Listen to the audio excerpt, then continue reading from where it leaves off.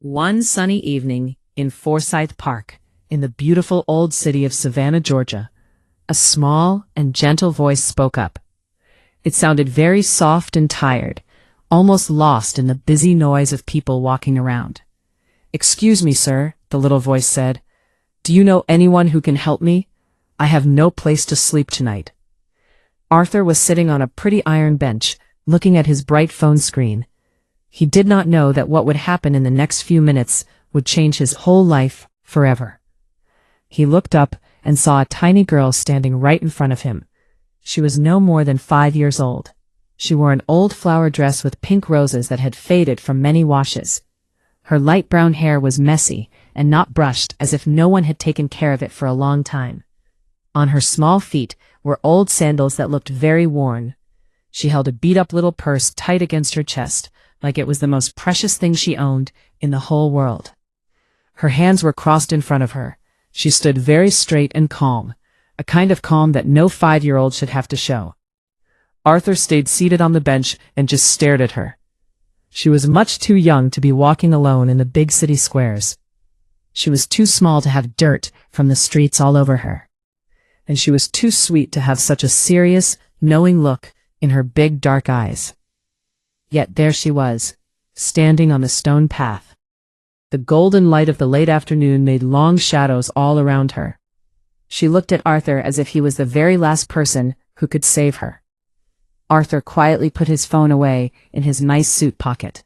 His eyes stayed locked on her large, dark eyes. Those eyes did not beg. They did not shake with fear. They simply asked a quiet question with deep, quiet need that almost broke his heart. He sat there looking at the little girl for many long, difficult seconds.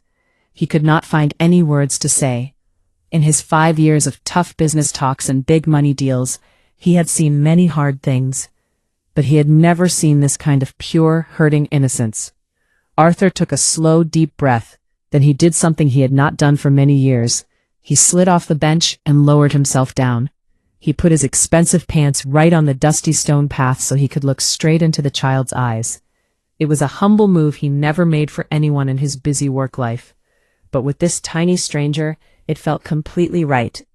"What is your name, sweetheart?" he asked. His voice became soft and kind, a gentle sound he almost did not recognize as his own. "Lily," she answered. Arthur felt a warm, loving smile trying to form on his face. "Lily," he said softly, "that is a very beautiful name."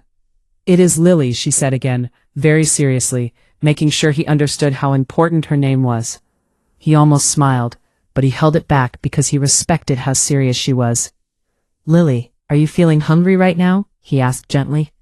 She looked down at her dusty sandals, then up at his face, then down again. After a moment, she gave a slow nod. It looked like saying she needed food was a big, hard thing for her to admit. Arthur stood up carefully. He looked around the park until he saw a kind vendor near the fountain, selling warm pretzels and fresh lemonade. "Come with me, little one," he said.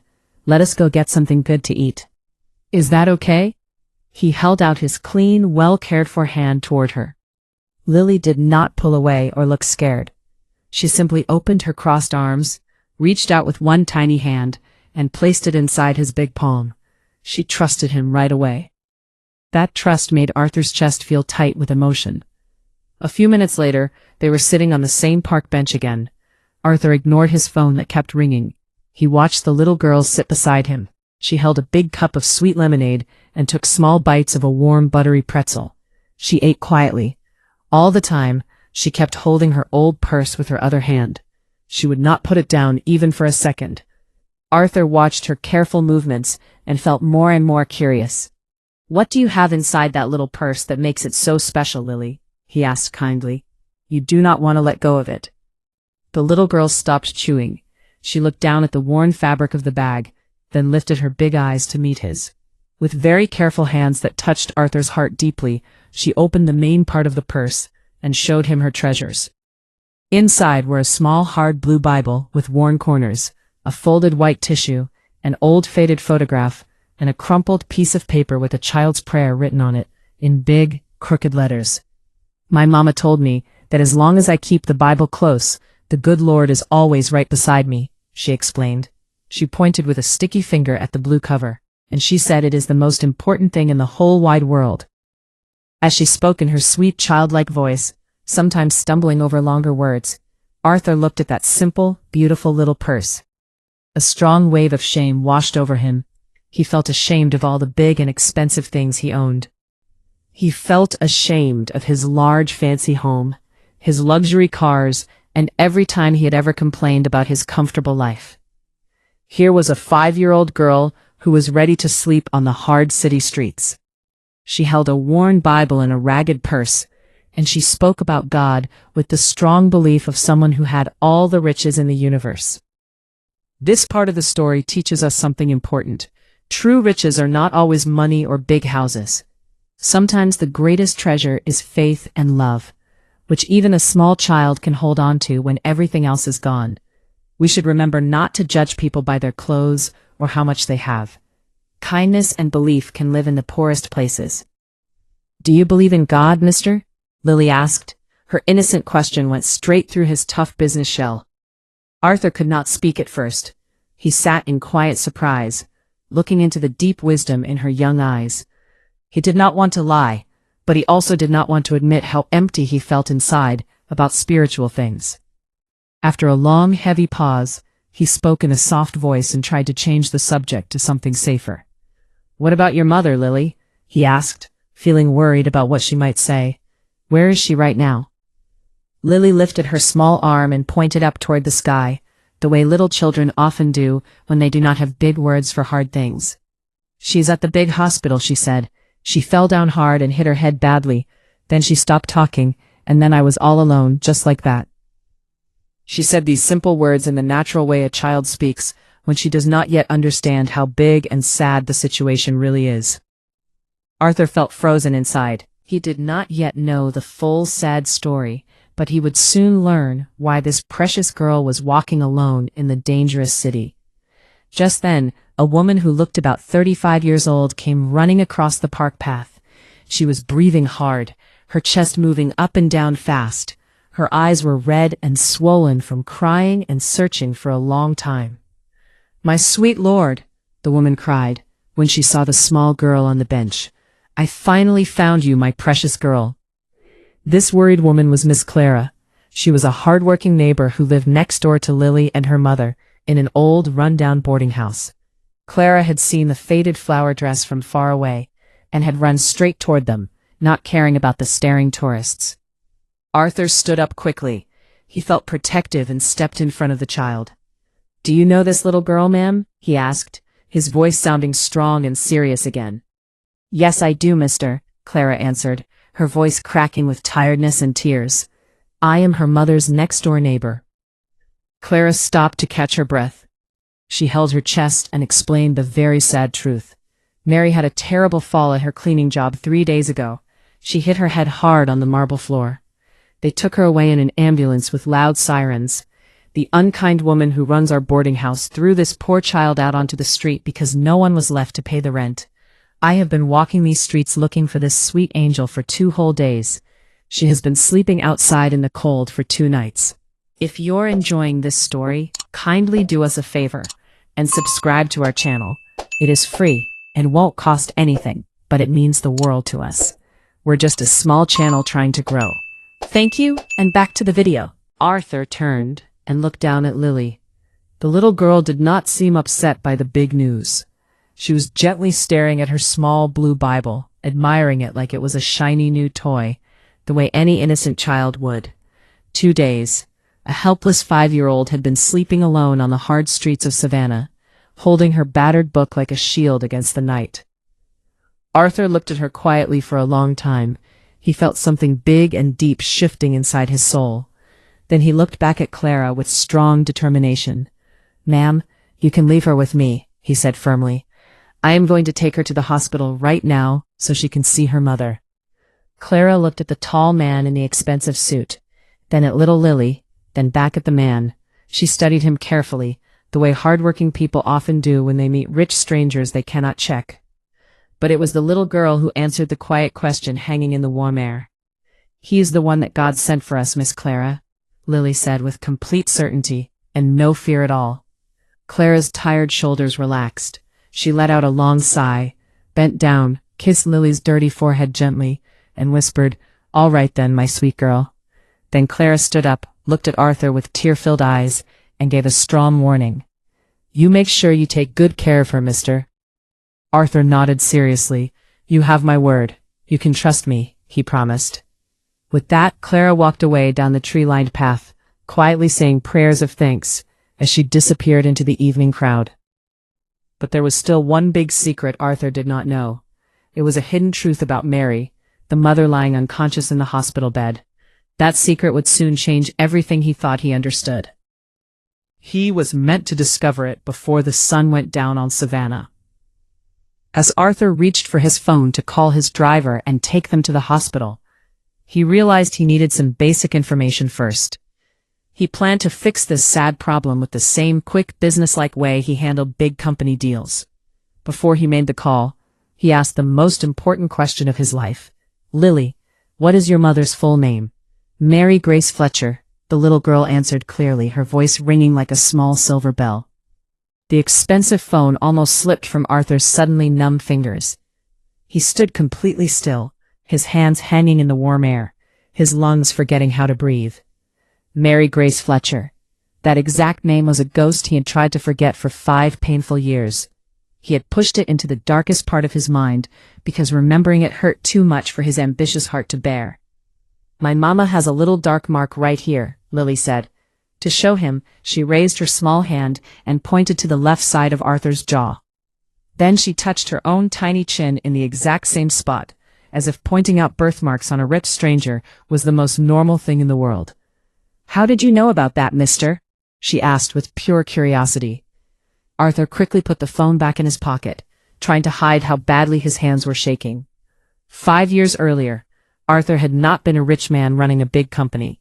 He had been a poor 28-year-old with no steady job, living in a small rented room on the edge of the city.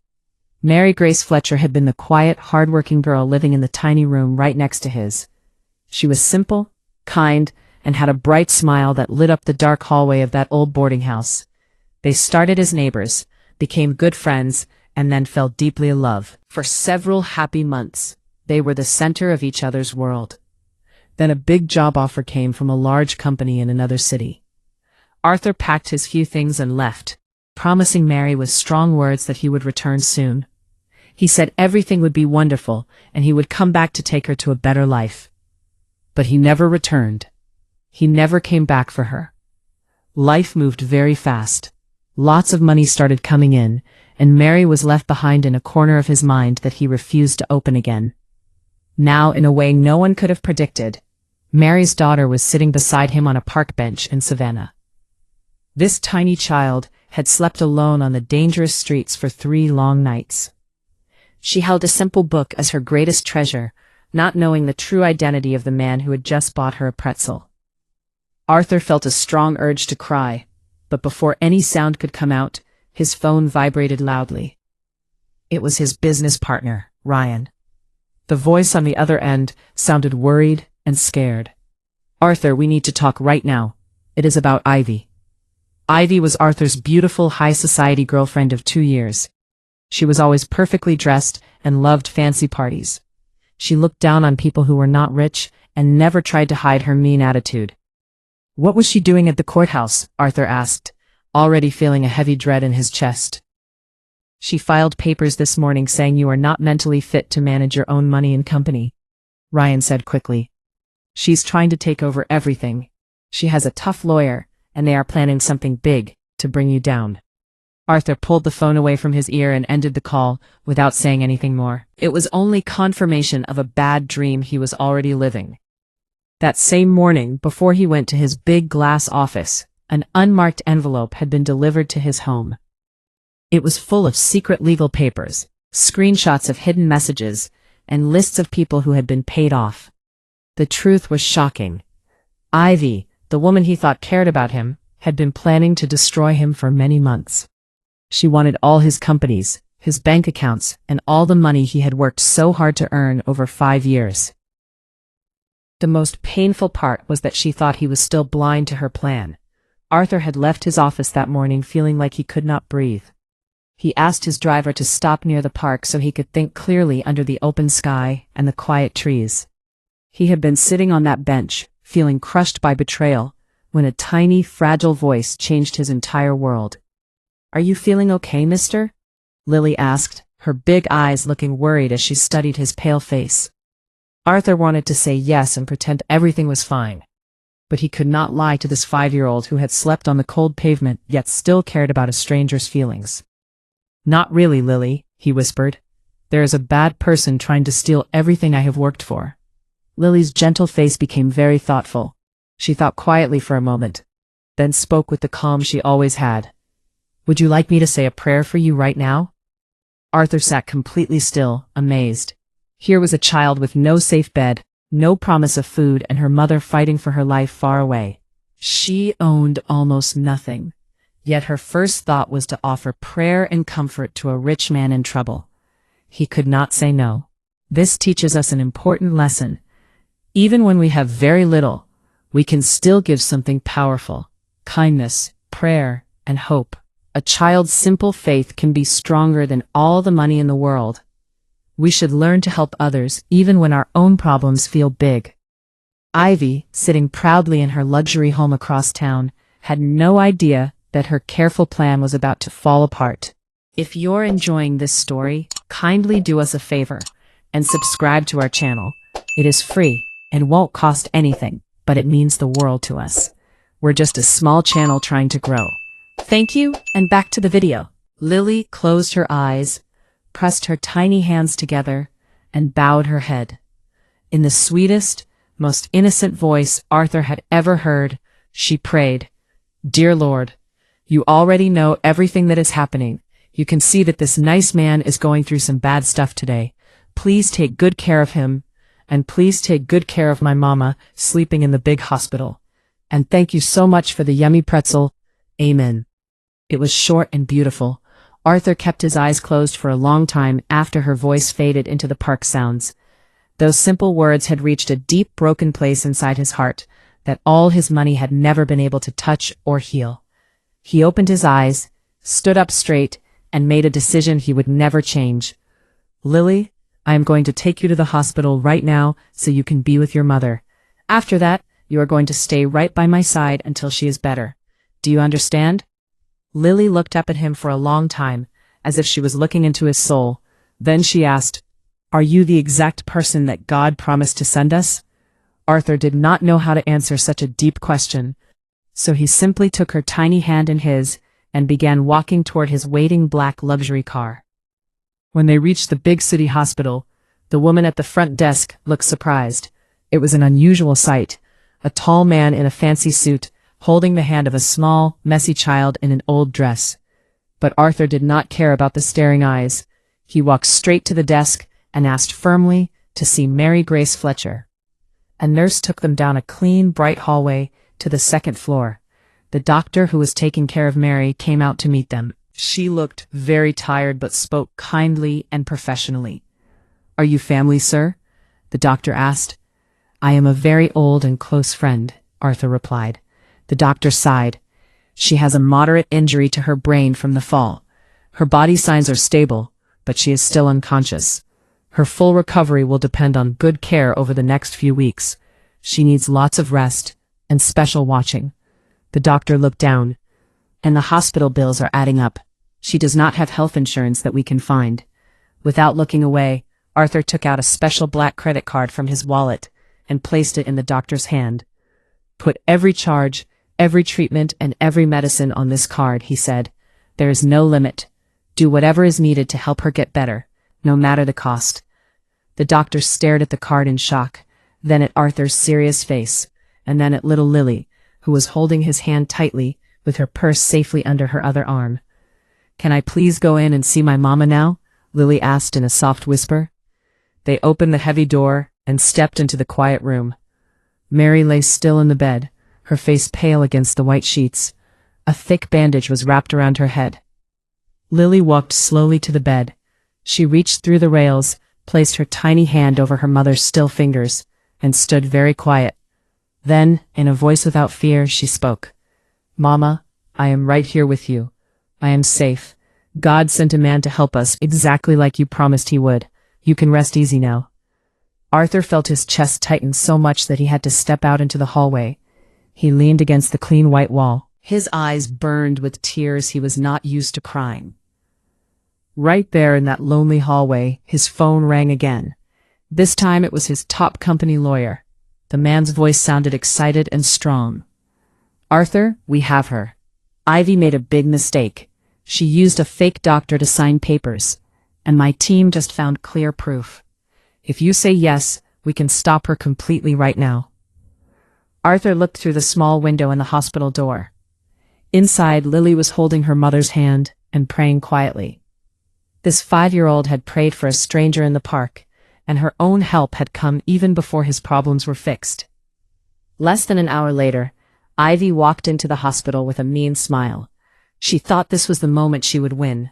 Her lawyer walked beside her, carrying a thick briefcase full of papers she wanted Arthur to sign. She had tracked his car to the hospital and planned to surprise him, pressure him, and make him give up everything. But when she reached the second-floor hallway, she stopped suddenly. Arthur was sitting calmly on a plastic chair. Little Lily was fast asleep across his lap. Ivy's face twisted with disgust for a second when she saw the dirty child. Then she glared at Arthur. "What is the meaning of this?" she demanded in a low, sharp voice. "Why are you sitting here holding a filthy street child?" "Keep your voice down," Arthur said in a low, strong tone, still looking protectively at Lily's sleeping face. "Arthur, I need to talk to you alone right now," Ivy said. "We have an urgent legal problem that needs your signature immediately. If you do not sign tonight, you will lose control of your company by tomorrow morning." Arthur lifted his head and looked straight into her eyes with the cold, powerful stare he used on tough business opponents. "Ivy, I know exactly what you did," he said calmly and clearly. "I know about the fake medical witness. I know how much money you took from my accounts to pay the man standing next to you. I have every message and proof saved." Ivy froze. Her proud mask slowly melted away. "You are making crazy accusations," she tried to say, but her voice shook. "I am not," Arthur replied smoothly. "If you turn around and leave right now, and never show your face in my city again, I might not give all this proof to the police. But if you stay here even one more second, I will call the chief of police, my friend of 15 years. Ivy's lawyer nervously touched her shoulder. She shook him off, her face red with anger and shame. She glared at Lily, who had woken up and was watching everything with big, alert eyes. "You are throwing away our whole empire for some pathetic little street rat," Ivy spat angrily. At that exact moment, Lily sat up straight, still rubbing sleep from her eyes, and said in her small but strong voice, "I am not from the streets, lady. I belong to the Lord." A deep, shocked silence fell over the hallway. A nurse stopped walking. Ivy's lawyer looked down in embarrassment. Ivy stood stiff, staring at the child as if she had been slapped. Then something wonderful happened. The door to Mary's room opened quickly. The doctor rushed out, her tired face now full of happy surprise. "She is awake," the doctor announced. Her mother just woke up. Lily let out a joyful scream that echoed down the hall. She climbed off Arthur's lap and ran as fast as her little legs could go, into the room. Arthur stayed still for a moment, then looked back at Ivy, who was stepping backward with her scared lawyer. "You may leave now," Arthur said with final strength, "and never ever come back." Ivy turned and almost ran down the corridor, without another word. Her big plan had crumbled in minutes. Arthur took a deep breath and walked into the room. Lily was standing on her toes, holding her mother's hand tightly through the bed rails. Mary was crying and laughing at the same time, with pure joy. Mary turned her head. She saw her daughter first, then her eyes moved up and landed on Arthur. She stared at him, her breath catching, until fresh tears filled her eyes. "Arthur," she whispered in a rough, weak voice. Lily stayed on one side of the bed, not letting go of her mother's hand. Arthur stood on the other side, not sure what to do with his big hands. "How did you find me?" Mary asked softly. "It was not me who found him, Mama," Lily said happily. "It was her who found me," Arthur corrected gently, looking at Mary's face. "Mama, you were right," Lily added. God really did send someone to help us. Mary closed her eyes for a long moment. When she opened them, they were full of sad tears. Arthur, there is something important I have to tell you, she said. I should have told you years ago. I should have tried harder to reach you. You do not have to explain right now. Just rest, he said, wanting to protect her strength. Yes, I need to, she insisted, taking a deep, shaky breath. Arthur, Lily is your biological daughter. The room became so quiet that the small beeps of the machines sounded loud. Arthur stood frozen, trying to understand the huge meaning of her words. He looked at Mary's tear-filled face, then slowly turned to look at little Lily. He stared into those big dark eyes. For the first time, he saw his own brow, the shape of his own nose, and a mirror of his own humanity, looking back at him. How had he not seen it before? He had been looking at the world with cold eyes that only saw strangers. But this little girl had never been a stranger. I only found out I was carrying a child a few weeks after you left, Mary continued, her voice breaking. I tried to call, but your number was changed. I did not know where you went. The months became years, and I just kept working hard to raise her alone. I worked day and night to give her everything I could. Arthur could not speak. A huge knot of sadness filled his throat, sadness for 5 years of missing his own child's life. 5 years of Mary working so hard without ever complaining. She had taught her daughter to hold on to faith tightly, even when they had almost nothing. This part of the story teaches us about family and second chances. No matter how big our mistakes are, love and forgiveness can still come. It also shows that a mother's quiet strength and faith can shape a child's heart in beautiful ways. We should never give up on doing the right thing, even when life is hard. Lily stood quietly, looking between the two crying adults. Then she asked in her direct little voice, Mister, does that mean you are my daddy? He knelt down on the cold hospital floor so he could be at eye level with his daughter. Tears ran down his cheeks, but he did not look away. Yes, my sweet Lily, he said, I am your daddy. I have made many selfish mistakes, but if you will let me, if you will give me a chance, I want to stay with you forever.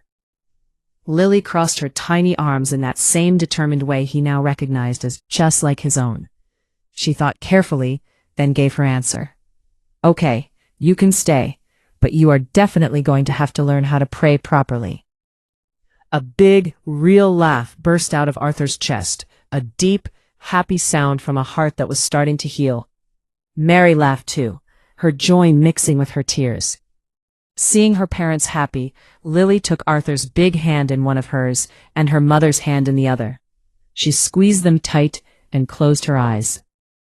Dear Lord, thank you so much. You really did send my daddy back to us. You fixed my mama's head so she could wake up. You really do know everything. Amen. 2 weeks later, Arthur walked out of the hospital doors carrying a very happy Lily safely in his strong arms. Mary walked slowly beside him, leaning on his shoulder for support. She was still weak, but she was standing on her own feet, ready for their new life as a family. As they stepped into the warm Georgia sunshine, Arthur felt the sun on his face. He realized that all the money and power he had chased for 5 years meant nothing compared to the little girl in his hands. He had spent his life climbing a lonely mountain of success, thinking money was the only protection. But money could not save him from betrayal at home. Instead, a small child in an old dress and broken shoes had shown him the way. Through her simple, strong faith, a broken man was made whole again. Arthur learned that the miracles we need most often come quietly, in small moments we might miss. He learned that no matter how far we run from love, redemption is always waiting if we are willing to look down and see the eyes of grace. Always remember, kindness can change everything. Faith gives us strength when times are tough. Family is more valuable than any fortune, and it is never too late for a second chance if we open our hearts. Never judge someone by how they look or what they own. A small child with a big heart can teach the greatest lessons. If this story touched your heart, you can share it with someone who needs hope today. Remember to be kind, pray with simple faith, and cherish your family every day. Thank you so much for watching this story. Please like this video, leave a comment, share it with your friends, and kindly subscribe to the channel. We post new videos like this every day. Thank you, and see you on the next video.